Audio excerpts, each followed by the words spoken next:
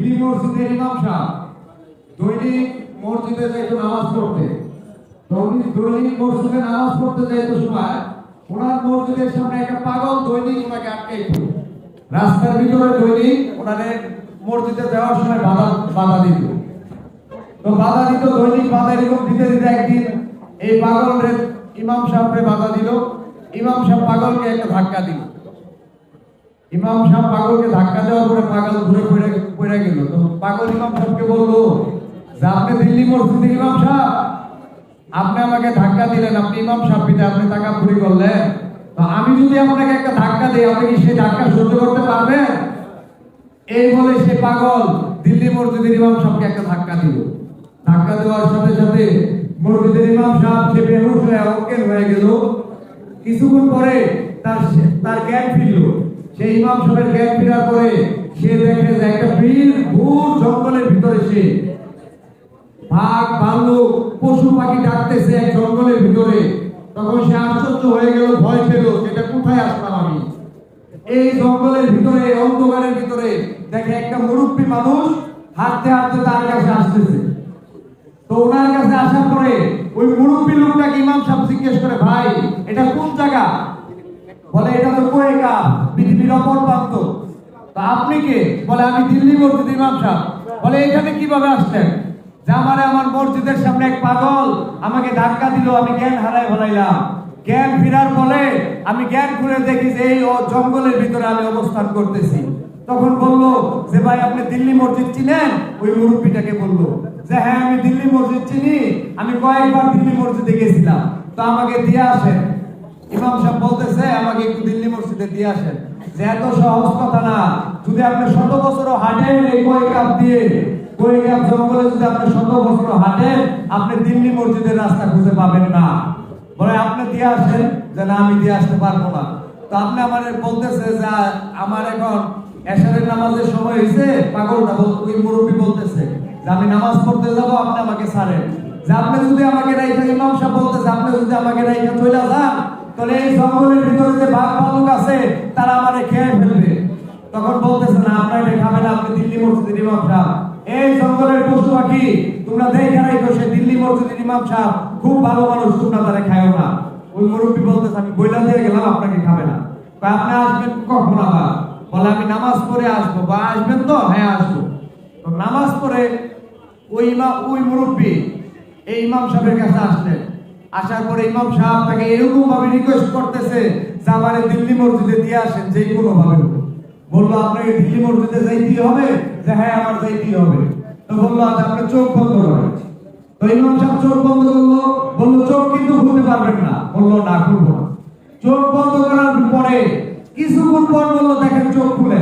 তো ইমাম সাহেব চোখ খুললো। চোখ খোলার পরে ইমাম সাহেবকে বললো দেখেন তো চিনতে পারেন কিনা? বলতেছে হ্যাঁ আমি এই মসজিদে, এই দিল্লি মসজিদে, এই মসজিদের ইমামতি করি আমি। তো বললো আমাকে ছেড়ে দেন, আমার বহু কাজ। তখন ওই মুরব্বীটাকে ওই দিল্লি মসজিদের ইমাম সাহেব বললো যে হুজুর আমি আপনাকে ছাড়বো, আপনি কে আমাকে বলতে হবে যে আপনাকে সেই কোয়েকাপ জঙ্গলের ভিতরে আপনাকে দেখলাম, মুহূর্তের ভিতরে আপনি কোয়েকাপ জঙ্গল থেকে আমার এখানে নিয়ে আসলেন, আপনি কি আপনার পরিচয় সম্বন্ধে আমার আইডিয়া দরকার। তখন অনেক সূর্য বস্তি করার পরে বলতেছে যে আমি সেই পাগল, যেই পাগলকে তুমি ধাক্কা দিলা। আমি দৈনিক তোমার নামাজের সময় তোমাকে বাধা সৃষ্টি করতাম, কারণ আমি জানি তুমি এত শত শত মানুষের ইমামতি করো, তোমার নিজের ভিতরেই ঠিক নাই।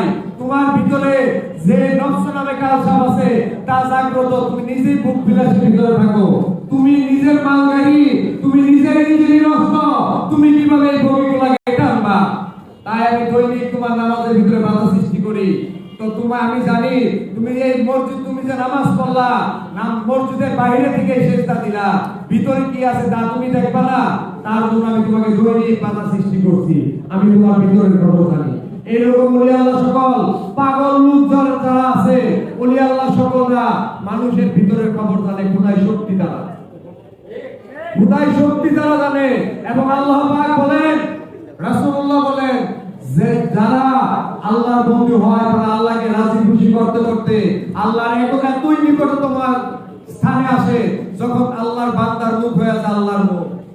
সে ওলি আল্লাহর মুখ হয়ে যায় আল্লাহর মুখ, ওলি আল্লাহর হাত হয়ে যায় আল্লাহর হাত, ওলি আল্লাহর পা হয়ে যায় আল্লাহর পাও, ওলি আল্লাহর চোখ হয়ে যায়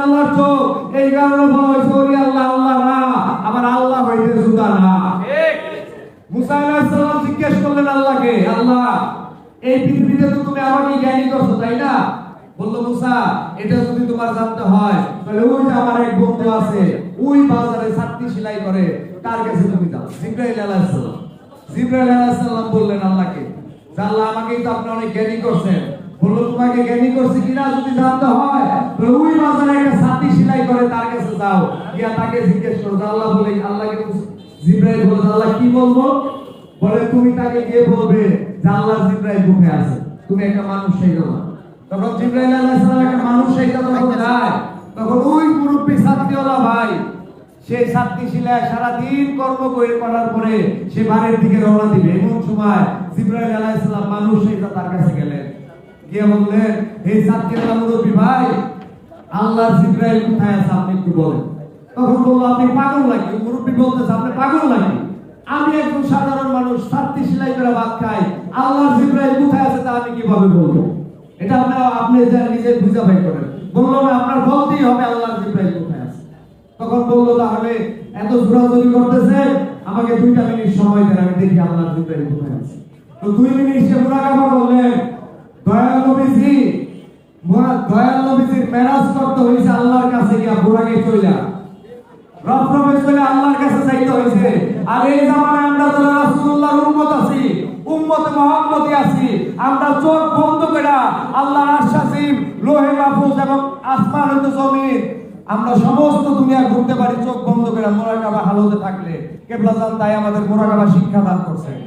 সেই মুরব্বী ছাত্রওয়ালা মুরাকাবা করার পরে সে 2 মিনিট চাইলো, 2 মিনিট মুরাকাবা করার পরে আল্লাহর আরশ-আজিম পর্যন্ত গেল, দেখলো আল্লাহর জিবরাইল কোথাও নাই। বললো আরো 2 মিনিট সময় আমাকে দেন। তখন আরো 7 জমিনের নিচে গেলেন, দেখলো আল্লাহর জিবরাইল কোথাও নাই।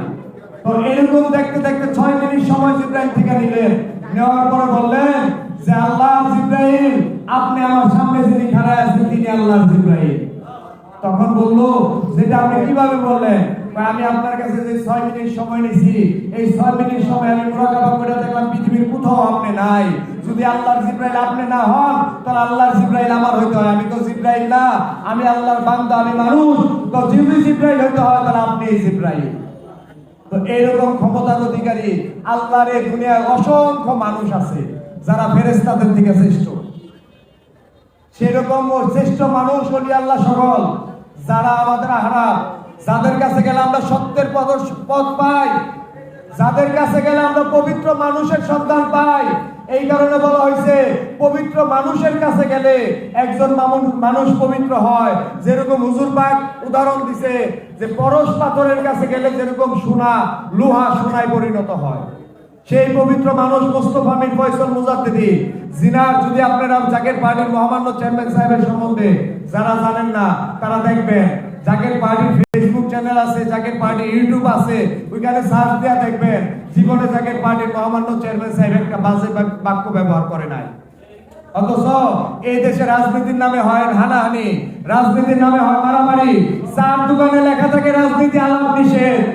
অথচ এই রাজনীতি হইছে সকল নীতির মাথা।